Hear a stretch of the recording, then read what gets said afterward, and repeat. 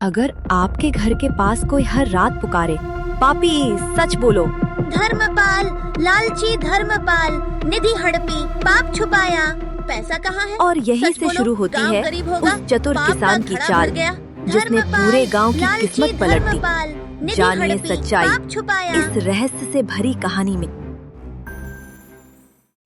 ये कहानी है देवपुर गांव की, जो कभी हरियाली और खुशहाली के लिए जाना जाता था, लेकिन अब इंद्रदेव रूठ चुके थे।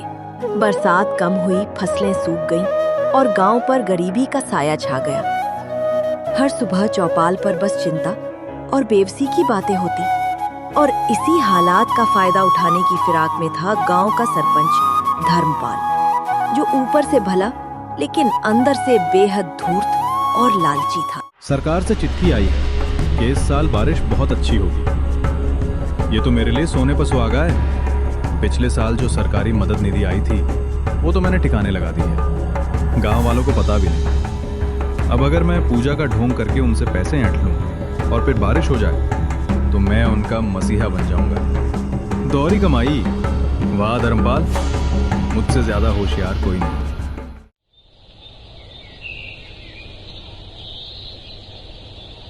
अगले दिन सुबह धर्मपाल ने पंचायत बुलाई। गांव की चौपाल पर सब लोग इकट्ठा हुए। कोई उम्मीद लेकर आया था तो कोई डर और बेचैनी से।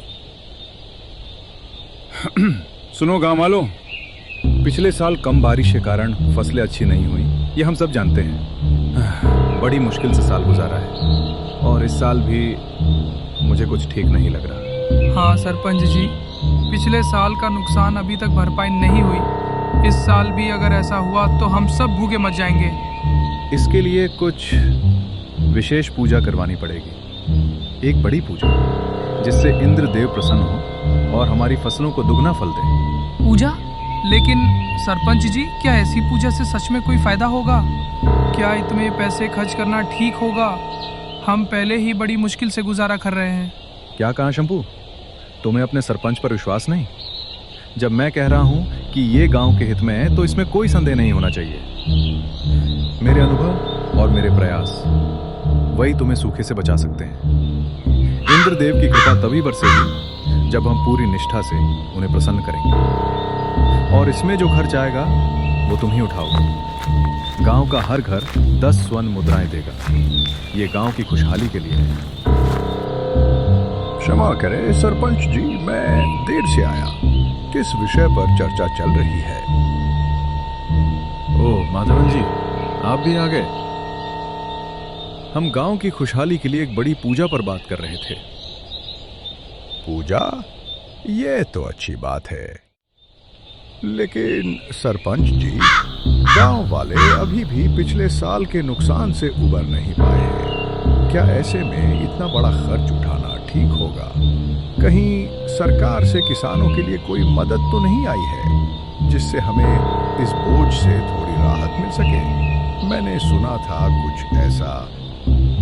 कैसी बात कर रहे हैं आप माधवन जी? अभी तक तो ऐसी कोई मदद आई नहीं है। वो निधि अभी सरकारी कागजों में फंसी हुई है, जल्द ही मिलेगी।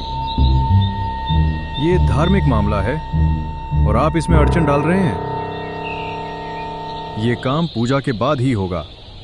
अपने मन से बातें मत बनाओ। पिताजी, मुझे लगता है सरपंच जी झूठ बोल रहे हैं। उनका चेहरा देखिए।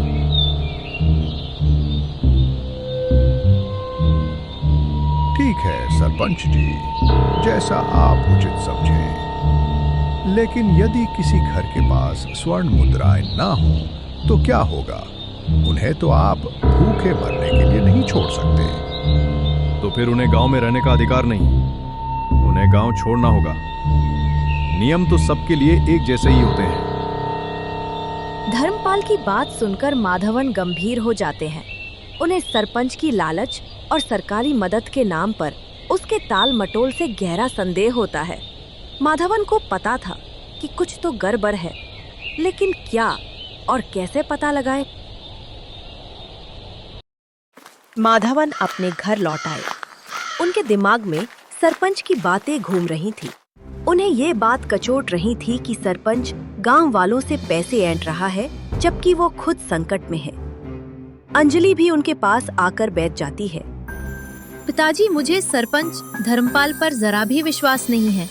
वो हमेशा पैसों के पीछे भागता है। मुझे लगता है वो सिर्फ बहाना बना रहा है। बेटी, तुम सही कह रही हो। उसकी बातें मुझे अजीब लगी। पिछले साल की मदद निधि के बारे में वो झूठ बोल रहा है। मुझे याद है, आज से लगभग 5 महीने पहले एक रात को मैंने बहुत सारी बैलगाड़ियां सरपंच के घर जाते देखी थी। आधी रात का समय था और इतनी सारी बैलगाड़ियां। तब मैंने ज्यादा ध्यान नहीं दिया, लेकिन अब मुझे शक हो रहा है कि शायद वही सरकारी मदद की निधि थी जो उसने हम सबसे छिपाकर हड़प ली है। और अब ये पूजा का ढोंग कर रहा है ताकि अच्छी बारिश हो तो ये कहे कि ये उसकी पूजा का फल है और गांव का मसीहा बन जाए। तो फिर क्या हम गांव वालों को बता दें? हमें उन्हें बताना चाहिए ना कि सरपंच क्या कर रहा है। नहीं, अभी नहीं। हमें सबूत चाहिए। सरपंच बहुत शातिर है। अगर हम बिना सबूत के उस पर इल्जाम लगाएंगे तो वो आसानी से मुकर जाएगा। हमें एक ऐसी योजना बनानी होगी जिससे सांप भी मर जाए और लाठी भी ना टूटे। लेकिन इस मुश्किल में मुझे किसी ज्ञानी व्यक्ति की सलाह चाहिए। कौन पिताजी? किससे सलाह लेंगे? हमें ऋषि दुर्वासा से मिलना होगा। वे इस समस्या का कोई मार्ग अवश्य बताएंगे। उनकी ख्याति दूर दूर तक फैली है।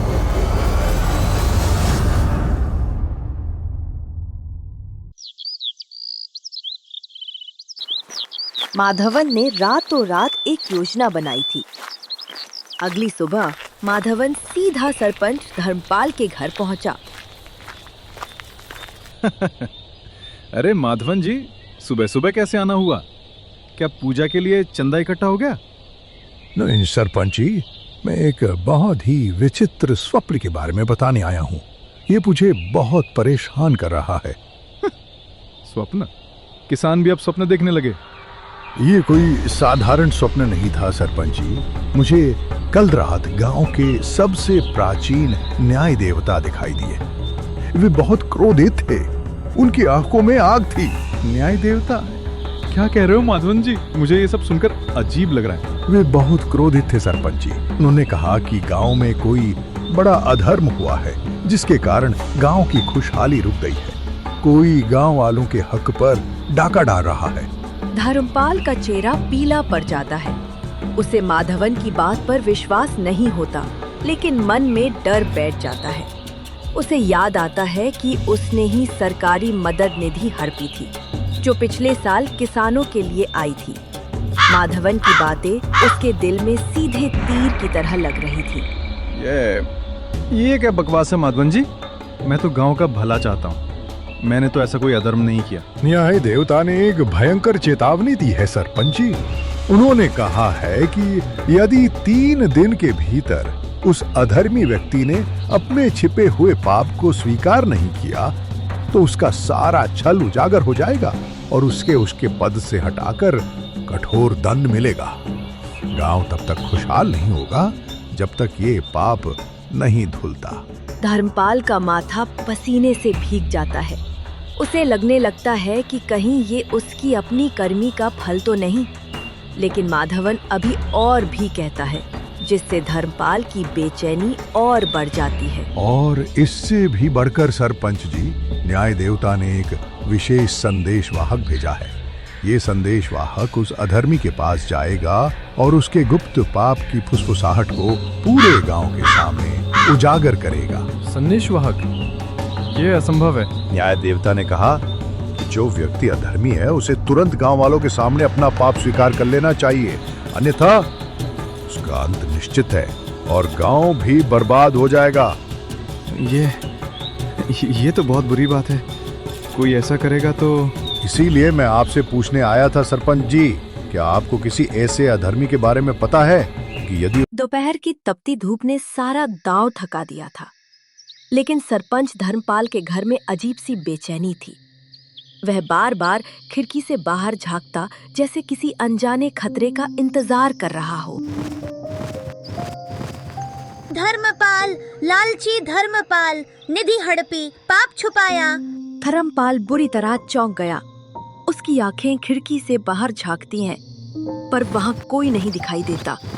लेकिन तभी वही आवाज फिर। पैसा कहाँ है? सच बोलो, गांव गरीब होगा, पाप का घड़ा भर गया। धर्मपाल के माथे पर पसीना छलक आया। उसे यकीन हो चला था, यह कोई साधारण पक्षी नहीं, ये तो दैवी चेतावनी है। वह बेचैन हो उठा। कुर्सी पर टिका उसका शरीर अब डर और पछतावे से कांप रहा था। और यह सिलसिला ऐसे ही 2 दिन चलता रहा। हर दोपहर वही आवाज, वही डर, वही पश्चाताप। पैसा कहाँ है? सच बोलो, गांव गरीब होगा, पाप का घड़ा भर गया। धर्मपाल, लालची धर्मपाल, निधि हड़पी, पाप छुपाया।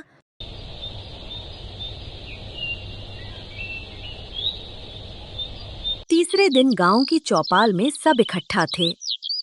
रामू और शंभू उन रहस्यमयी आवाजों की चर्चा कर रहे थे जो सरपंच के घर के पास सुनाई दी थीं।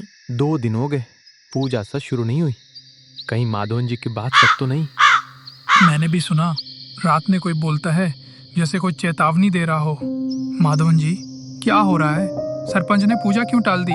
शायद न्याय देवता का संदेश पहुंच गया है। आज 30वां दिन है, अब सच सामने आएगा। धर्मपाल चौपाल में आता है, थका, डरा और टूटा हुआ। वो सीधे माधवन के पास आता है। माधवन जी, आप सही थे। मैं ही वो अधर्मी हूं। मैंने ही निधि चुराई थी। मुझे माफ कर दीजिए। मैंने निधि चुपचाप रख ली थी, पूजा का नाटक रचा, लेकिन रात की आवाजों ने मेरा चैन छीन लिया। मुझे लगा न्याय देवता मुझे दंड देंगे। आपने सच कबूल किया, यही बड़ी बात है। अब क्या आप गांव वालों का हक लौटाएंगे? हाँ, मैं सब लौटाऊंगा। अपनी सारी संपत्ति गांव के लिए दे दूंगा। ठीक है, लेकिन एक शर्त है, अब से आपकी सेवा सिर्फ गांव के लिए होगी, न कोई लालच, न कोई झूठ। मैं वचन देता हूं, अब से ईमानदारी ही मेरा धर्म है। पिताजी, आपने कमाल कर दिया। नहीं बेटी, ये बुद्धि या चाल नहीं, ये तो धर्म और सत्य की जीत है। पर हमें बताइए माधवन जी, आपको सब पहले से कैसे पता था? अच्छा, तो अब समय है सच्चाई बताने का। ये सब कैसे हुआ, आइए सुनिए। जब मुझे सरपंच पर शक हुआ तो मुझे याद आया ऋषि दुर्वासा का, एक बुद्धिमान ऋषि जो जंगल के एक शांत आश्रम में रहते थे। प्रणाम ऋषि जी, मैं माधवन और ये मेरी बेटी अंजलि। पुत्र, मैं जानता हूँ तुम गांव की चिंता लेकर आए हो। सरपंच धर्मपाल का लालच अब गांव पर छाया बन चुका है। धर्मपाल, लालची धर्मपाल। पिताजी, ये तो बोलता है। मैंने उन्हें सब बताया, सरकारी निधि का हड़पना, बैलगाड़ियों का शक, और पूछा क्या कोई रास्ता है। हर अन्याय का जवाब होता है, पर सामने से वार नहीं। तुम्हें डर का बीज बोना होगा, और इसमें मदद करेगा पंडित तोता। तोता? हाँ, ये सिर्फ दोहराता नहीं, ये दर्पण है पापों का। सरपंच को कहो तुम्हें स्वप्न में गांव के न्याय देवता मिले। उन्होंने चेतावनी दी, 3 दिन में जिसने पाप किया, अगर उसने सच नहीं बोला तो उसका पूरा छल उजागर हो जाएगा। कहना एक संदेशवाहक आएगा जो हर दिन उसके घर के पास से गुजरेगा और उसके अपराध को दोहराएगा जब तक वो सच न उगल दे। मतलब हमारा तोता? हाँ, तोता ही उसका डर बनेगा। लालच से भी बड़ा डर होता है बदनामी का। अब जाओ माधवन, और धर्म की राह पर गांव को बचाओ। माधवन की फ्लैशबैक कहानी खत्म होती है। गांव वाले अब पूरी तरह से समझ चुके थे। तो ये थी पूरी कहानी। सरपंच ने हमें बेवकूफ बनाया और हम तो कुछ जानते भी नहीं थे। और माधवन, तुम सच में कितने बुद्धिमान हो। तुमने बिना किसी हिंसा के सरपंच को बेनकाब कर दिया। तुमने तो कमाल कर दिया। गांव वाले खुशी से जयकार करते हैं। सरपंच धर्मपाल को अपनी गलती का एहसास हो जाता है और गांव में फिर से खुशहाली लौट आती है। माधवन ने अपनी बुद्धि और सूझबूझ से न केवल गांव को एक लालची सरपंच से बचाया, बल्कि ये भी दिखाया कि सत्य और धर्म की राह पर चलने वाले ही असली विजेता होते हैं। और उस छोटे से पंडित तोते ने तो कमाल ही कर दिया था।